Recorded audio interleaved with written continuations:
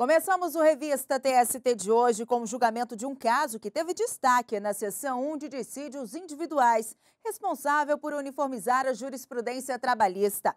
E quem tem os detalhes para a gente é a repórter Gisele Mourão.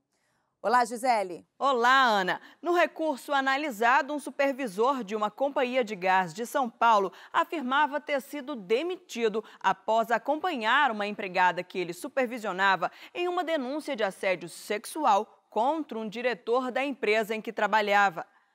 O Tribunal Regional do Trabalho da 2ª Região, em São Paulo, considerou a dispensa discriminatória, mas a 8ª Turma do Tribunal Superior do Trabalho não reconheceu a discriminação com base em prova testemunhal. Na SDI 1, o supervisor alegou que a decisão da turma contrariou a súmula 126 do tribunal por rever fatos e provas dos autos.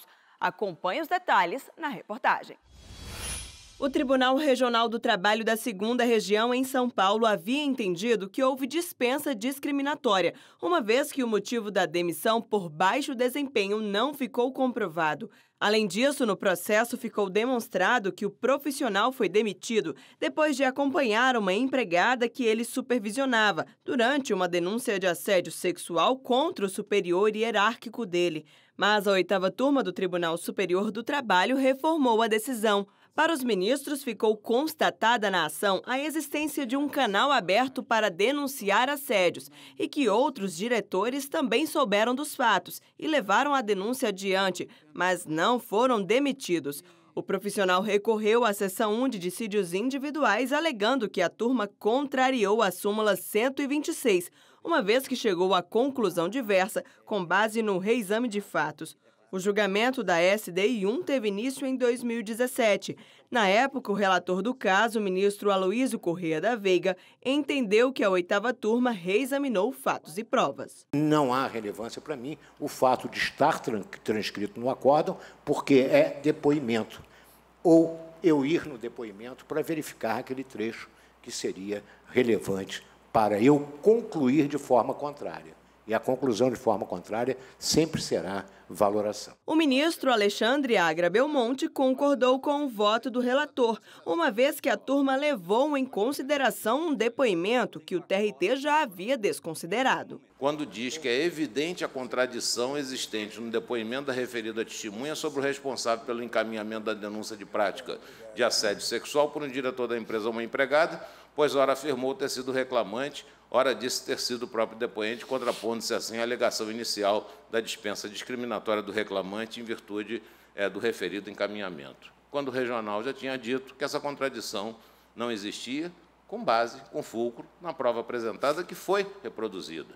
Se isso não é reavaliar a prova, reavaliar os fatos para se chegar a uma conclusão diversa, eu não sei o que seria. Mas o ministro Márcio Eurico Vitral Amaro abriu divergência.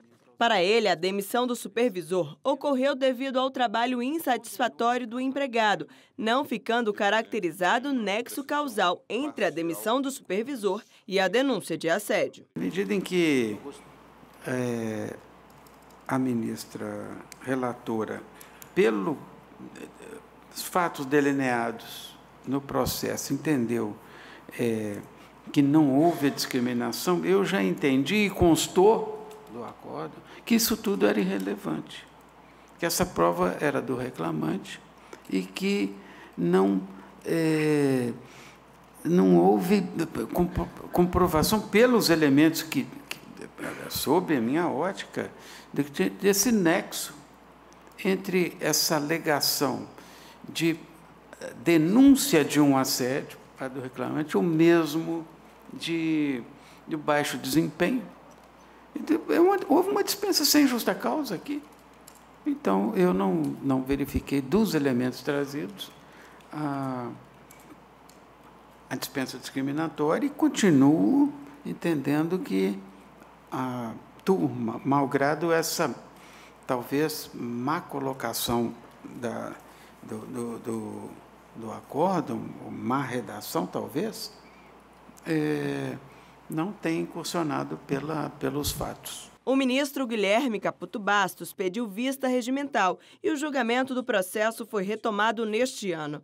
Ele entendeu que a turma não poderia levar em conta um depoimento desconsiderado pelo regional, uma vez que é vedado o reexame de fatos e provas pela súmula 126 do TST.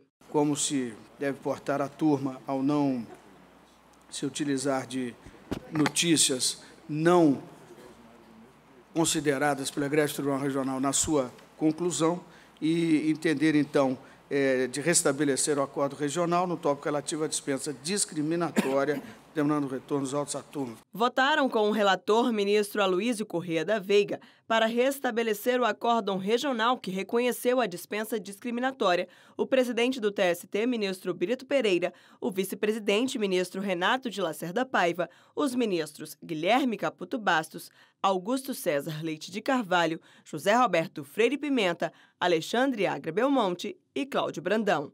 A divergência aberta pelo ministro Márcio Eurico Vitral Amaro, que pretendia o não conhecimento do recurso, foi seguida pelo Corregedor-Geral da Justiça do Trabalho, ministro Lélio Bentes, e pelos ministros Valmir Oliveira da Costa, Breno Medeiros e João Oreste Dallazen, que votou em 2017, antes de se aposentar. Por maioria, o recurso do supervisor foi aceito, sendo restabelecido o acórdão regional e determinando o retorno do processo à 8ª turma para que seja julgado os demais temas que foram considerados prejudicados.